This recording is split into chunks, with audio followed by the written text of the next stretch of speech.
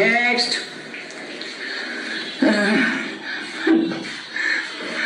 বসেন বসেন বসেন বসেন।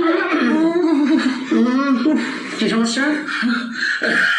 ডাক্তার সাহেব, আমার বেলেটে আঙুল কেটে গেছে।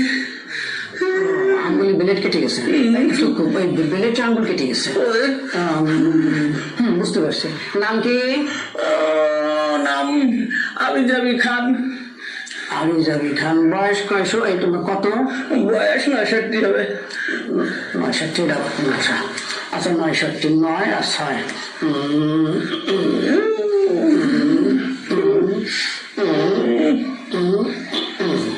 শোনেন, প্রথমে আপনাকে কিছু টেস্ট দিচ্ছি।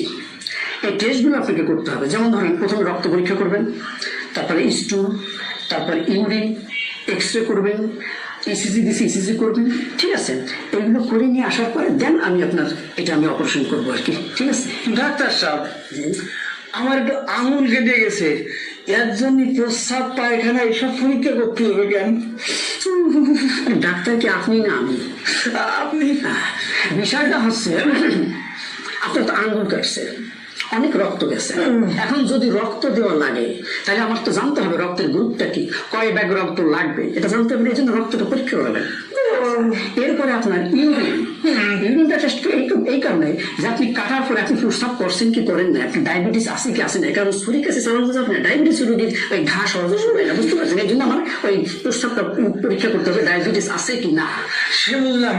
ডাক্তার সাহেব, তাহলে আমার এই হাগা পরীক্ষা করতে হবে কি করবো? ঘটনা হয়েছে হাগা না, ওটাকে পায়খানা বলে, এই ভাষা বলেন।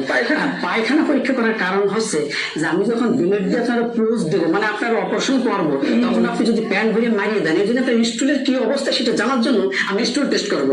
আর ওই যে হার্ট পরীক্ষা কেন করবো? বিষয়টা হলো, সবকিছু ট্রিটমেন্ট করার পর আমি যে বিলটা আপনার হাতে ধরায় দেবো, ওই বিল দেখার পরে আপনার হার্ট অ্যাটাক হবে কি না সেটা তোমার দেখতে হবে নাকি?